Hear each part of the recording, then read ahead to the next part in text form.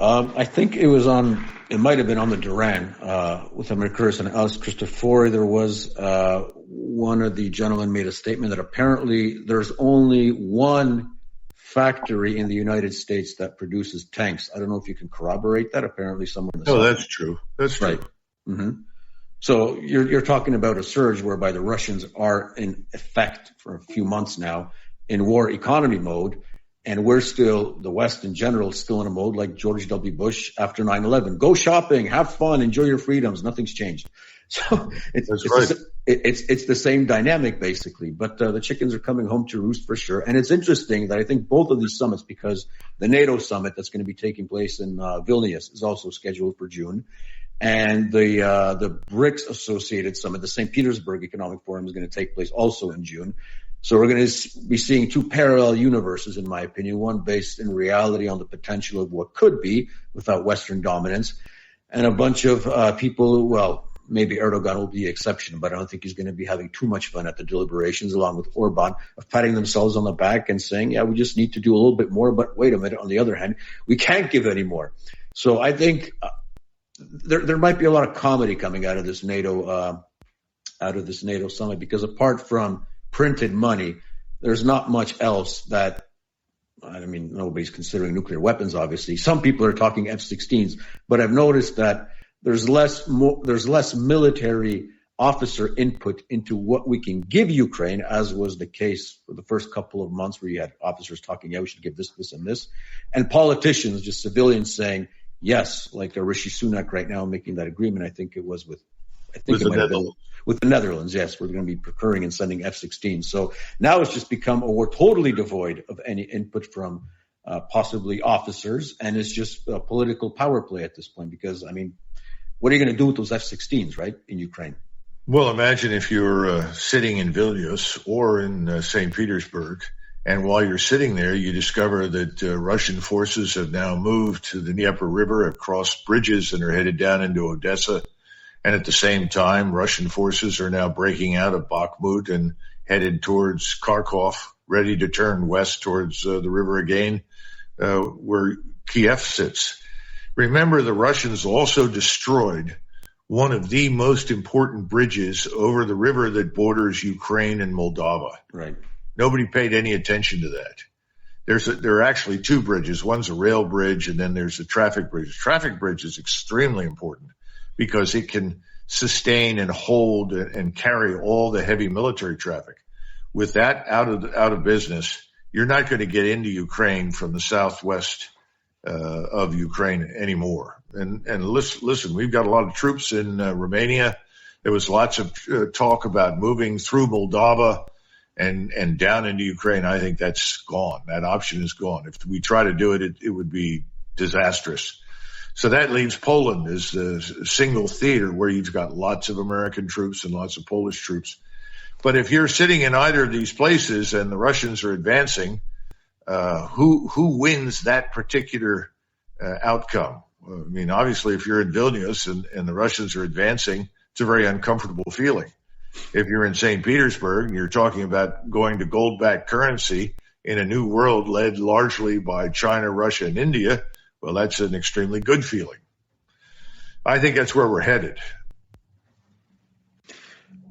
Moving stateside, because I've noticed that there's an interesting phenomenon which is characteristic of the upcoming presidential race, where you have, with all their imperfections and perfections, but you have two candidates basically, and you worked for one and the other one interviewed you recently. We're talking about Donald Trump and Robert Kennedy Jr., and they're framing the situation in basically the terms that we discuss here on Votum TV and a lot of other dissidents discuss with you and in other channels and podcasts. But when Trump was asked recently at that CNN town hall, whose side are you rooting for? And I think he made a very profound statement. I'm saying this sincerely. He says the important thing right now is to stop the killing, which people would say, oh, but Trump is bullish. He's a blowhard. And all of a sudden he becomes this humanitarian, which I think was sincere, because the important thing you have to do right now, considering the slaughterhouse that Ukraine is you got to stop the killing. And then you have Robert Kennedy Jr., who's going even deeper into the issues and talking about NATO expansion and all the other aspects that contributed to this war. And I'm thinking, if that isn't a sign in some way, obviously, that some good can still happen in the political realm in the United States, especially that, Donald Trump has been exonerated right now. Bobby is doing pretty well in the polls considering he's a first timer and he's fairly fresh. And the panic on a lot of other people's sides. I mean, Biden has said he's not going to have any debates because why? He's the incumbent. Are you seeing any political signs of hope in the United States on the level of electoral politics, having to consider they have two candidates who are basically speaking our speak, so to say, or the truth on Ukraine and Russia? Well, I think both men, Robert Kennedy Jr. and Donald Trump, understand that for Americans, for us, this is not a question of sides. But you're talking about men who have not decided that Russia is the mortal enemy of all things good on the planet. In other words, they see Russia as a major power, someone with whom we want to do business, someone with whom we want to get along, someone who has legitimate security interests. We also see Ukraine as a state with legitimate security interests. And so they've come to the conclusion, this is not about winning and losing anymore. It's about stop the bleeding and halt the killing if you can do it. That's a good sign. And I think it's very sincere. There is no one in Washington that I am aware of who is interested in that. They are all opposed to it. Now, when I say all, I'm sure you can find some Republicans and a handful of Democrats that agree with both RFK and Donald Trump, but the vast majority of people here don't. And remember, no one wants to stand up and say, gee, we miscalculated. We didn't understand what we were doing. Remember, we finally said that in the 70s after Vietnam had ended.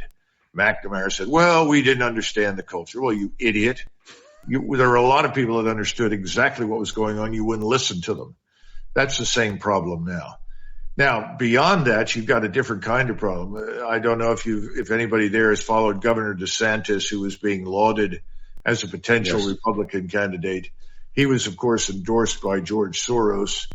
And unsurprisingly, after saying initially we have no vital strategic interest in Ukraine that would justify the use of American military power there or any involvement, 2.5 days later, he came back. Oh, I was wrong.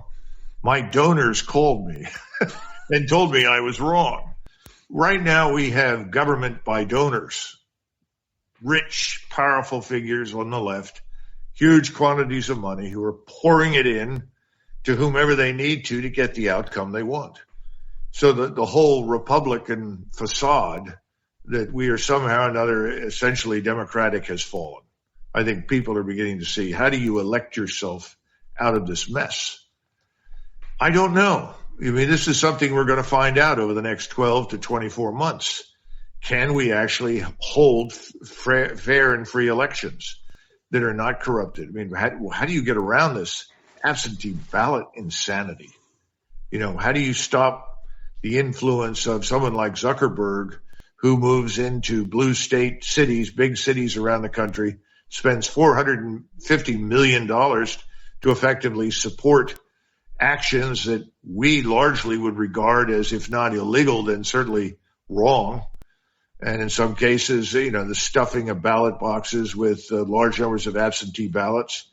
I remember the last election, I was getting calls from people in Las Vegas saying that in the lobbies of hotels and casinos, there were ballots everywhere. All you had to do is fill it out and stuff it into the box. No one bothered to look carefully at any of it. So the question is, can we even hold an election that's going to be valid in the thinking and the eyes of the American people? That I don't know. And we are distracted ultimately by a lot of other things. The top priority, I would say, for most people right now, other than trying to deal with the economic issues that are not going to go away quickly, given the fact that it took years for us to get to this point, is obviously the border. No security for the country on its borders. People are being brought in. I mean, you and others have pointed out how well Ukrainian refugees have been treated. Well, I would tell you that these people coming into the country are receiving benefits and support that Americans can't get. It's very strange. So these things are a big issue. And then, of course, there's criminality in the big cities. No one's willing to enforce the law anymore. If you enforce the law, you have a high probability of being attacked for doing so. So these are the number one priorities here, not what's happening overseas. The bad news, again, is that Americans are not looking carefully at what's going on overseas. They don't understand the potentialities for real disaster. I hope that the Europeans will wake up. I keep hoping that we'll see some governments change. I know the Germans have really, really had it with Scholz. There's no doubt about that. But I see no action. You've got to get a new government. You've got to get new leadership, steps up and says, that's it. And how do you recover economically without cheap energy? Cheap energy is the lifeblood of civilization. We can do it, but it's going to take us time. It'll take us about 5 years to recover from the damage that's been done over the last 2. Well, it's sort of an escape from LA or an escape from New York scenario happening before our eyes. But I think I speak for a lot of Polish patriots or rational thinking Poles who say, all those boys from Kansas, all those guys on the strikers, we sure as hell don't need them in Poland. You guys need them on your own border with Mexico. So we would like to make a formal request to all the American commanders in Poland. Do your duty. Go back to the United States and defend your own border. We love you guys, but we really don't need you here stirring up a war. Defend your own border. Indeed, America first all the way. Doug, thank you very much. You've been very generous with your time today.